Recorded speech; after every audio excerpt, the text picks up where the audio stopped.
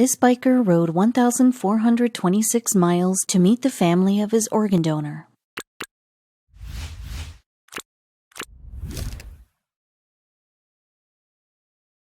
It took several drafts to get the letters right, to distill her boy's life into the two-dimensionality of words on paper, to paint a picture of someone so full of energy and love, so that the beneficiaries of his death, the recipients of his organs, would know just how lucky they were.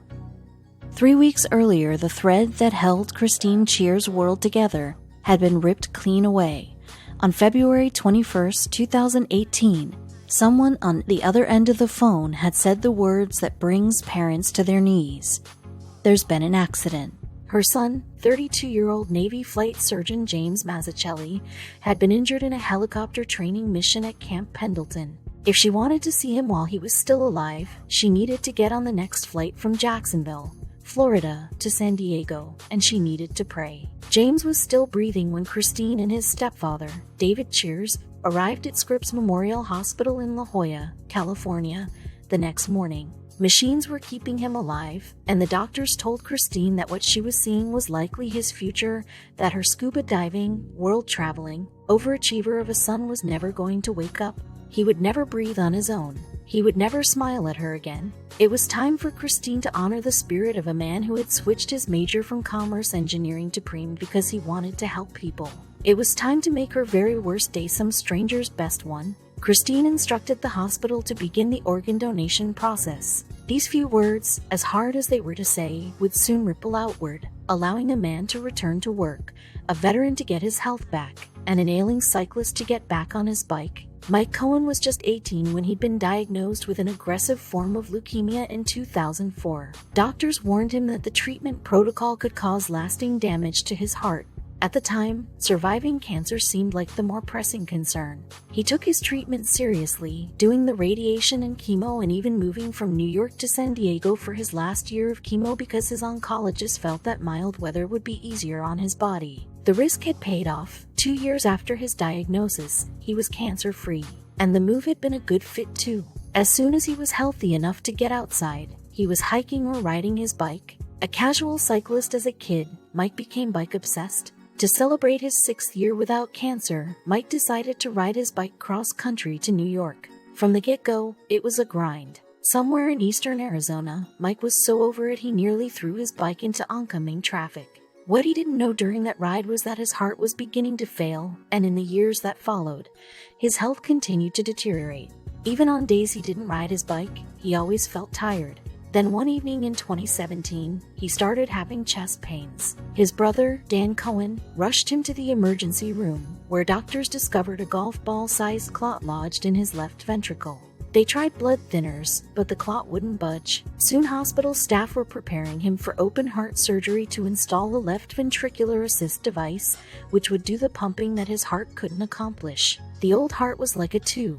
This heart is a 10. The implanted LVID required constant access to an electrical outlet, which meant Mike was literally tethered to the indoors by a cord that ran out of his abdomen. Even with an emergency backup battery pack, you couldn't go out in public because you couldn't trust that someone wouldn't knock into the cord, he says. His old active life seemed like 1,000 lifetimes ago. Doctors had told him the device could work for 8 months or 8 years. 6 months later, though, Mike was back in Sulpizio Cardiovascular Center at UC San Diego Health with another clot.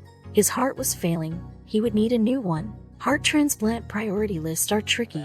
You have to be sick enough to truly need the new organ, but not so sick you can't withstand the lengthy surgery or the immunosuppressant drugs heart transplant patients take for the life of the new organ. Now he just had to hope he survived waiting for a new heart. On the plus side, Mike's blood work showed the clot had dissolved enough that he could safely go home. As he packed his bag on February 24th, a nurse walked in. "I have good news and bad news," she said. Mike asked for the bad news first. "You're not going home today," she said. The good news, they'd found him a heart. The next morning, Mike woke up in a hospital bed with a new heart beating in his chest. His energy seemed to improve immediately. He took his first steps around his hospital room just 5 days later and was walking the hallways shortly after. The old heart was like a 2. With the LVID, my energy was like a 5, he says. This heart is a 10. After 2 weeks, he was sent home with instructions to report to cardiac rehab, where he was limited for the first few days to slow walking on a treadmill. Across the room, he spied a stationary bike. He knew he wasn't ready yet, but it became a beacon, and 2 weeks later, with his doctor's okay, he threw a leg over and soft-pedaled. Christine Cheers wasn't leaving the hospital until every last one of her son's organs left the building. She and David watched hospital employees carry coolers from the operating room. His left kidney and pancreas en route to a man in San Diego, his right kidney to a veteran at Walter Reed Medical Center. James's liver headed to the Bay Area. His corneas went to the San Diego Eye Bank. Tissue and bone went to nearby tissue and bone banks. All that was left was his heart. That was the one I cared about most, Christine says. As a serviceman and physician, James embodied the ideals of bravery and altruism.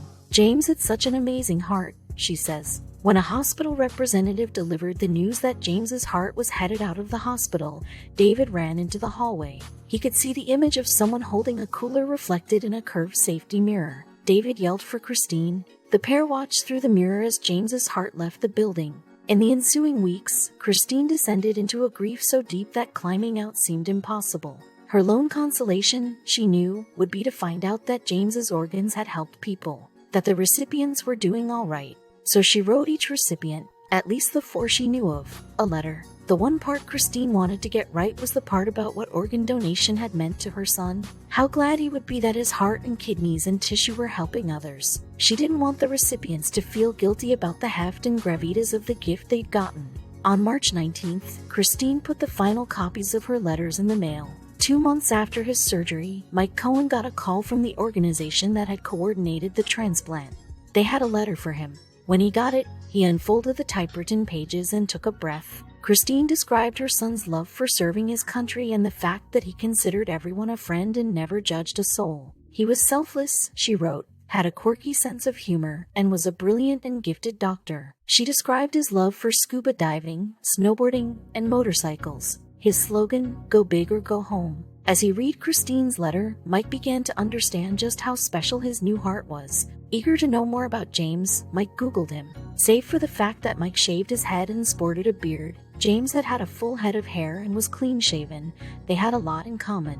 They were both athletic and practically the same age. James was 32 when he died, while Mike, coincidentally, had turned 33 on the very day of James's accident. Another thing he learned about James, he was buried in Jacksonville. Back in rehab, Mike had hatched a plan to take another cross-country trip as soon as his doctor gave him the okay. The end point of that ride now came into focus. He wanted to pay his respects in person. It seemed fitting to make the journey by bike, to show just how transformative the heart was. Go big or go home. He took his time before responding to Christine, a week to process her letter and another week to compose his own. He wanted to get the tone just right, to accurately express how grateful he was for James's heart and how he was determined to keep it beating for years to come. He communicated his desire to stay in touch with James's family, if that's what they wanted.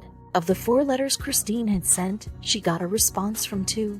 The first was from the man who got James's kidney and pancreas. He thanked her, saying how the organs had changed his life, that he could go back to work and provide for his family. But his letter subtly hinted that the thank you note was all the contact he wished to have. Mike's letter was a balm for a wound that Christine felt would never heal. And so began the emails and texts, which proved comforting to her. She even began avidly following Mike's Instagram posts. Knowing he was doing well really helped, she says. By September 2018, Mike was back to writing and building up his mileage. His physicians were impressed by his progress and his cautious approach, so much so that they ultimately gave their blessing for the cross-country ride he was planning for the following year. The trip would be slow in order to not overstress his heart and immune system, 4 hours of riding a day max, keeping his heart under 150 beats per minute, doctor's orders. Mike recruited Dan to tag along in an RV as support. Then Mike asked his friend Seton Edgerton to ride with him. They figured the trip from the cardiac ward at UCSD to James's grave, roughly 2,300 miles, would take just under 2 months, with them biking most of the way and riding in the RV only on the busiest highways. When Mike announced on social media that he was riding to his donor's gravesite, the Cheers family decided they would meet him there. It was day 1 of what would end up being for Mike a 1,426-mile journey on his bike, And, as with his first cross-country trip, his heart was not cooperating. Perhaps he hadn't eaten enough or hydrated properly. Whatever the cause, it didn't really matter. What mattered was that he had to keep his heart rate under 150 beats per minute, and the steep Cuyamaca Mountains east of San Diego were sending it sky high. Seton had rigged Mike's heart rate monitor so he could see the readout on the computer attached to his bike's handlebars as they rode. He watched helplessly as the beats per minute number shot up. Both men were thinking to themselves, this is just the first day. Should we even be attempting this? But on they rode, across Arizona and then on to Texas. Mike and Seton rolled along in matching blue jerseys, the struggles of that first arduous day behind them as Mike's heart rate settled down. Somewhere in the desert, they took a wrong turn and ended up slogging through deep sand. Somewhere in Texas hill country, they got barbecue they still talk about.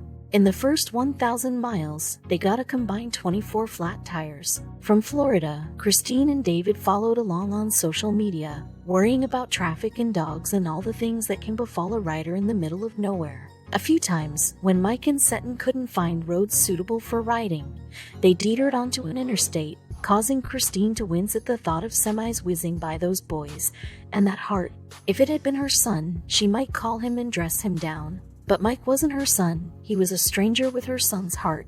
Knowing Mike was doing well really helped, says Christine. On November 20, 2019, Mike and Seton left the Flamingo Lake RV Park in Jacksonville and pedaled the last dozen miles of their trip. All Mike could think about was what a gift it was to be healthy. He doubted his body for so long, but now he finally felt that there could be a normal life ahead. As he got closer to the cemetery, Mike grew nervous, unsure what kind of emotions may be attached to meeting strangers who had already come to mean so much to him. It's just such an intense moment to share with someone I've never met, he says. Christine and David Cheers got to the gravesite early. They wanted some time alone with their son before Mike arrived. It was a perfect Florida autumn day, sunny with a high of 72. They heard the whir of hubs as Mike and Seton coasted into the cemetery and rode toward the couple at James's grave. Mike unclipped from his pedals, handed his bike to Seton, and walked straight to Christine. At a loss for words, he managed a quiet hi. In that moment, Christine felt a deep sense of calm, as if she'd known Mike her entire life. They folded into a deep hug. Then came the tears. They weren't the deep weeping tears of grief. They were the tears of relief from a mother who knew she'd done right by someone she loved, and from a grateful man who'd been accepted, or at least forgiven, by the family whose worst day was his best. The two released and together walked the few steps to James's headstone. Mike squatted down and took a deep breath, feeling the strong pulse of James's heart in his chest. Silently he told James how thankful he was for his sacrifice and how sorry he was they'd never get to be friends. He promised to take care of his heart. Someone ran back to the RV to grab the stethoscope from Dan's medical kit. Christine slid the cold metal head underneath Mike's blue jersey and listened. She shifted the instrument up and then down and a little to the left, and there it was, loud and clear, the best part of her son, still very much alive.